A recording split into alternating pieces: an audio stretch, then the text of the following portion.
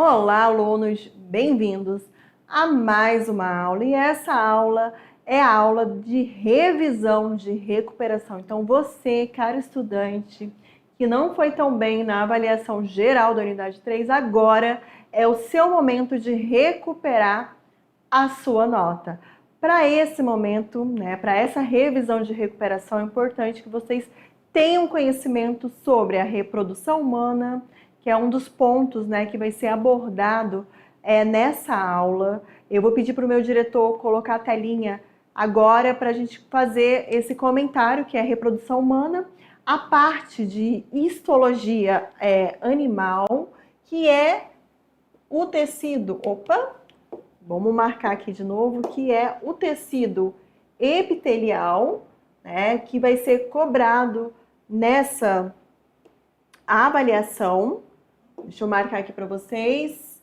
E além do tecido epitelial, a gente também vai estar trabalhando a histologia animal, tecido conjuntivo, linfa, tecido linfático e tecido sanguíneo, e também as características do tecido muscular, além do sistema reprodutivo, reprodução humana.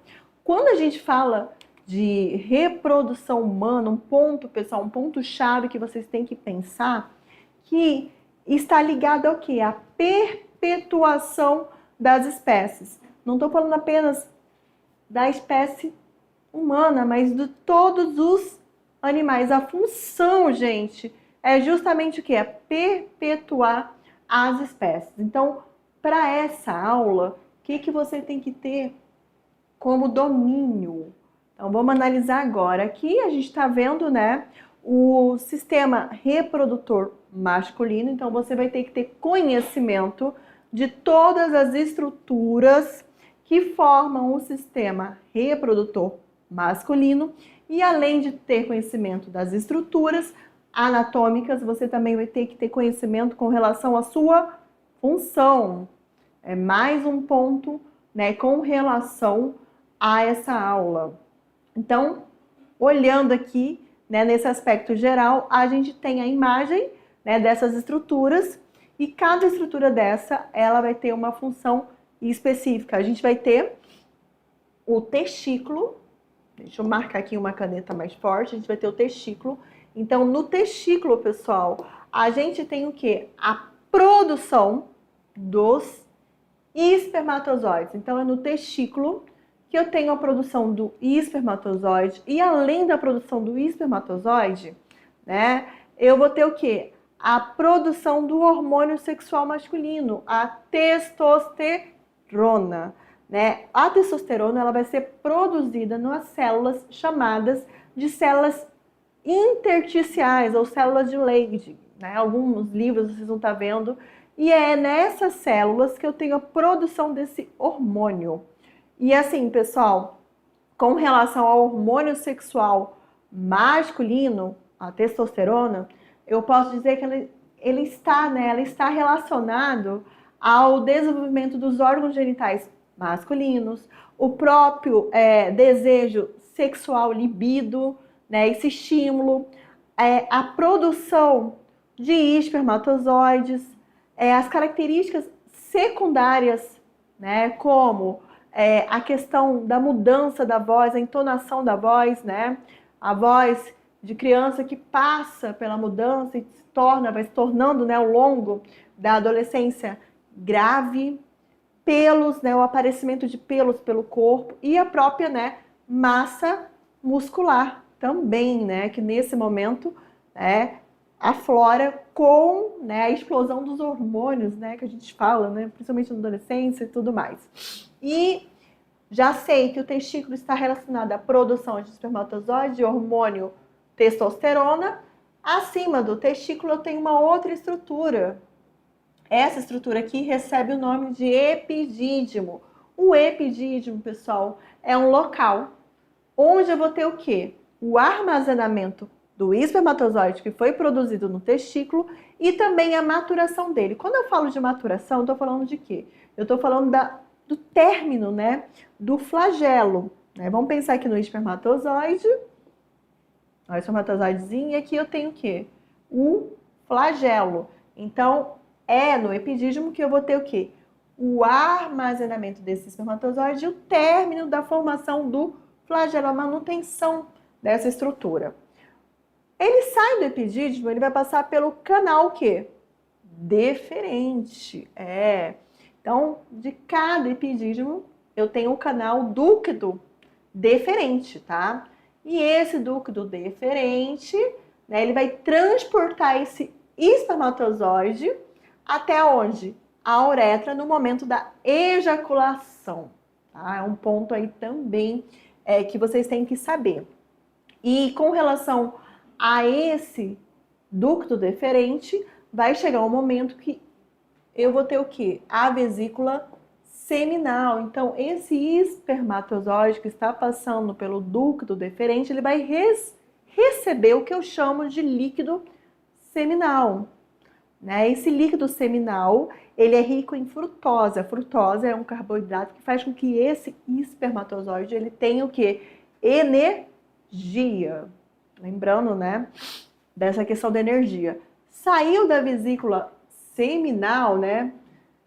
E eu tenho uma outra estrutura, uma outra glândula, que eu chamo de glândula prostática. A glândula prostática, ela vai produzir uma secreção levemente alcalina, né? O alcalino, vocês sabem que é uma base. Por que que ela produz essa secreção levemente alcalina? Porque no canal vaginal existe o que? Uma forte acidez. E essa secreção, sendo alcalina, ela acaba protegendo os espermatozoides no caminhar, né, do encontro do ovócito. E passou da glândula prostática, a gente também tem a glândula bulboretral, que é importante ressaltar, que produz também um outro líquido que vai, né, nutrir, digamos assim, os espermatozoides. E aí, esse ducto deferente, ele vai virar um único canal. Quando ele vira um único canal, eu tenho que a uretra. A uretra, pessoal, ela é tanto um canal comum do sistema urinário quanto do sistema reprodutor. Isso quer dizer o quê, professora? Que na uretra eu tenho tanto a saída da urina quanto a saída do sêmen.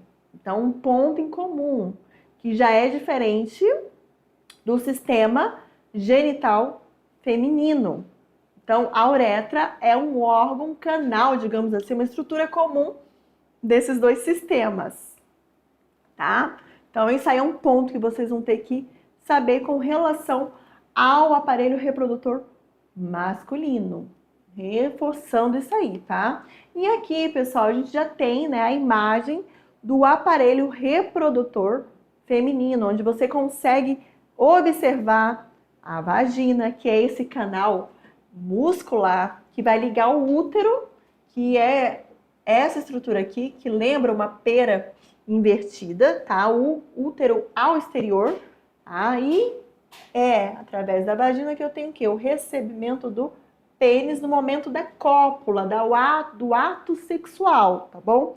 Além disso, a vagina, pessoal, ela é um órgão elástico, muscular e tem função reprodutiva com relação, né, a esse recebimento do pênis e também é uma via de parto, é o canal do parto por onde, né, o bebê passa.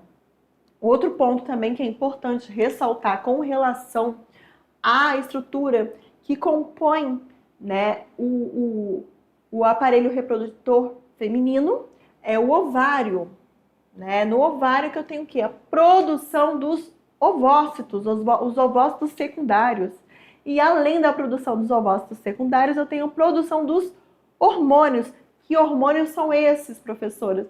O estrogênio e a progesterona, ou estrógeno ou progesterona, são os hormônios que compõem as estruturas características secundárias femininas, né? Os seios, o enlargamento dos quadris, todas essas características secundárias são através dos hormônios sexuais, tá?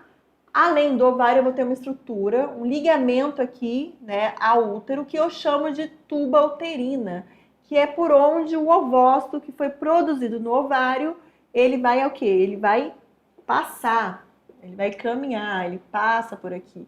E lembrando que é nesse caminho da tuba uterina que eu tenho o quê? Eu tenho o que eu chamo de fecundação, onde acontece a fecundação, que é o encontro do espermatozoide com o óvulo. E no útero, que é esse órgão muscular oco, eu tenho que a implantação do embrião e o desenvolvimento fetal que vai acontecer nesse órgão. Ele fica até 40 vezes maior, pessoal, do que, né, no momento, né, que a mulher engravida, ele tende a crescer até 40 vezes mais do que o seu tamanho original. Só um adendo aí. E um outro ponto, né, que vocês têm que saber, o que é a fecundação. Então, vocês já sabem que a fecundação é o momento do encontro do espermatozoide com o óvulo, e ela acontece geralmente aonde? Na tuba uterina. E o ciclo menstrual é o período compreendido entre o primeiro dia da menstruação da mulher e o dia anterior ao início da próxima menstruação. Então, pessoal, se não tenho fecundação, o que vai acontecer? Eu vou ter a menstruação. Agora, uma questão aqui para a gente, né, abordar o que vocês viram aí sobre o sistema reprodutivo. O sistema reprodutor humano, ele é responsável pela produção de gametas, hormônios sexuais e pela perpetuação de espécies, né? Um dos pontos aí. Além disso, seu funcionamento está diretamente relacionado ao equilíbrio hormonal e ao desenvolvimento das características sexuais secundárias, tanto masculina quanto feminina. Durante uma aula de biologia, os estudantes analisaram o seguinte caso. Uma mulher adulta apresentou alterações no ciclo menstrual devido à redução da produção de estrógeno e progesterona pelos ovários. Ó, na questão ele já fala, né, que essa pessoa, ela teve o quê? Essa alteração, essa redução dessa produção desses dois hormônios que estão relacionados ao quê? As características sexuais secundárias femininas. E a gente já sabe, se tem essa redução nos ovários, os ovários eles estão relacionados ao quê? Os ovários eles estão relacionados à produção do ovócito. Então, essa alteração pode comprometer importantes processos, né, no organismo feminino. Com base nos conhecimentos sobre o sistema reprodutor humano, a principal consequência dessa alteração hormonal, o que pode acontecer? Alternativa A, aumento da produção de espermatozoide. A gente sabe que essa alternativa é totalmente equivocada e errada, né, gente? B, espessamento contínuo da parede uterina sem descamação. Também não está relacionado a isso. C, dificuldade na ovulação e na preparação do útero para a gestação. Essa sim, pessoal. Esse sim é um gabarito correto, tá? Por quê? Porque eles estão relacionados, esses hormônios, né? Estão relacionados ao quê? A iniciar a ovulação, né? Através deles, do ciclo hormonal, né? A gente vai ter o processo da ovulação. E lógico, né? Preparação do útero para uma possível gestação. Aqui, a alternativa D fala da produção excessiva de testosterona pelos ovários. A gente sabe que os ovários eles não produzem testosterona. E interrupção definitiva da produção de leucócitos no organismo. Nada a ver, né? Leucócitos está relacionados ao quê? Aos glóbulos brancos, tecido sanguíneo. Vamos agora para a aula 40, onde a gente tem o quê? Um resumão aqui do tecido epitelial. Principal ponto, pessoal, que vocês vão olhar, vão observar, é a função do tecido epitelial, que é proteção, absorção, percepções dos sentidos, tá? Frio, calor, sensibilidade, secreção e trocas. É um dos pontos, né? Que com relação à função do tecido epitelial, ponto principal, tecido de revestimento, superfície externa, né? Vamos pensar aqui na pele, reveste, protege o corpo, estruturas, não são tecidos que não têm essa função de revestimento.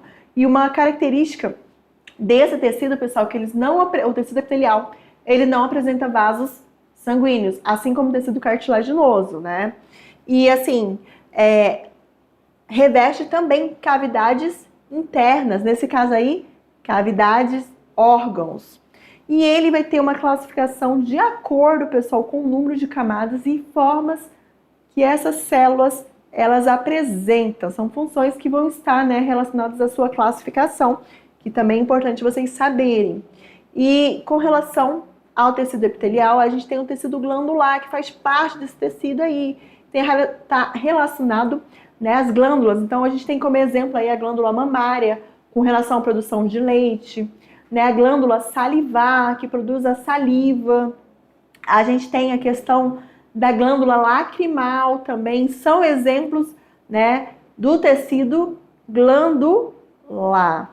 E agora uma questão aqui, né, para a gente se apropriar com relação ao tecido epitelial. Qual é a principal, gente, principal função do tecido epitelial e onde ele pode ser encontrado no corpo humano? É mais um ponto aí, né? Aqui ele fala alternativa A, produzir hormônios. A gente sabe que não está relacionado à produção de hormônios, né? Não é alternativa A. B, revestimento e proteção de superfícies do corpo encontrados na pele no revestimento de órgãos internos. Essa sim, gente, é a resposta correta. O C é produzir movimento voluntário. A gente sabe que não tem nada a ver. Isso aí está relacionado ao quê? Ao tecido muscular, estriado e esquelético. Alternativa D, armazenar nutrientes encontrados no tecido adiposo, também não. E E, realizar impulsos nervosos encontrados no cérebro e medula espinhal. Isso aí tem a ver com tecido nervoso, né? Já descarta. Então, alternativa correta, B. Vamos agora para a aula 43, onde a gente aborda o tecido linfático, sangue, né? A própria questão do sistema imunitário, né? Então, vocês vão ter que saber essa diferença aqui do tecido linfático para o tecido sanguíneo. Lembrando, né, gente, que no tecido linfático tem estruturas como amígdala, timo, baço, nódulos linfáticos e vasos linfáticos que fazem parte desse tecido, né? E são compostos por células, principalmente linfócitos e matriz extracelular fluida, chamada linfa, e está presente nos órgãos e vasos do sistema linfático. Principais componentes, gente, linfócitos, linfas, os órgãos linfáticos, né, que a gente acabou de citar aqui, vasos linfáticos, que vão coletar o excesso de líquido dos tecidos e devolvem ao sangue. Dentre as funções, né, defesa imunológica do organismo, a própria filtração da linfa, remoção de patógenos, produção e maturação de linfócitos.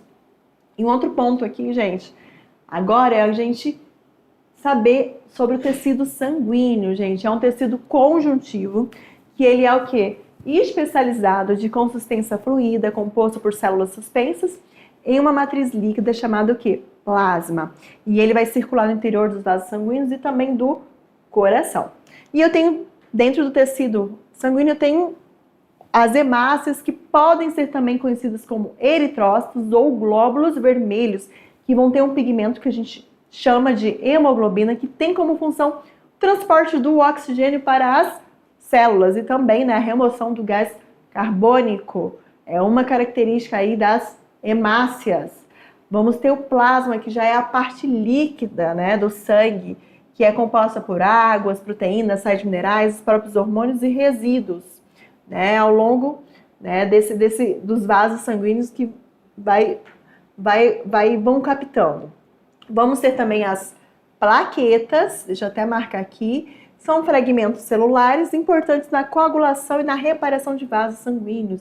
E a gente também tem os leucócitos, que são os glóbulos brancos, são células de defesa, que também atuam na imunidade, tanto inata quanto adaptativa. A gente tem como exemplos neutrófilos, linfócitos, monócitos, eosinófilos, basófilos. Então, principais funções do tecido sanguíneo: transporte de gases, nutrientes, defesa do organismo, imunidade e a própria coagulação sanguínea.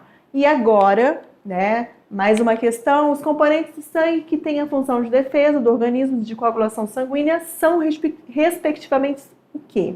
Então, defesa, eu já sei que é o quê, gente? A defesa, leucócitos ou glóbulos brancos. Coagulação, plaquetas. Ficou o quê, gente? Alternativa E, gabarito E de escola. É isso aí. Finalizando agora, tecido muscular, onde vocês vão ter que saber os 3 tipos de tecidos musculares, né? A gente tem um tecido muscular estriado esquelético, que é o músculo, né, que está ligado ao movimento do corpo, ele está ligado ao osso, são músculos ligados aos ossos, e eles têm, pessoal, como o movimento, o tipo de movimento voluntário. Isso quer dizer o quê? Que eu tenho comando sobre esse movimento. Então, é uma contração rápida, forte e voluntário. Função, movimentos do corpo, própria postura, produção de calor, é uma das características. Aí a gente já tem o tecido muscular estriado cardíaco, que já faz parte do quê? Do coração, né? Então, nesse caso aí, a gente já não tem um controle do seu movimento. Então, a gente fala que é um controle involuntário. E a função também é impulsionar o sangue pelo sistema circulatório. E ele já vai possuir, pessoal, núcleos centrais. É uma característica. Já é diferente, por exemplo, aqui, né, do tecido estriado esquelético, que já vai apresentar células multinucleadas. Já o tecido muscular não estriado, que é o liso, né, ele vai ter como função revestir órgãos e vasos sanguíneos. E ele é responsável pelos movimentos involuntários. Células fusiformes, né, é uma das características, e uninucleadas, né, uma única célula, um único núcleo para uma célula. Contração lenta e involuntária. E é isso aí, pessoal. Chegamos aqui ao final da nossa aula.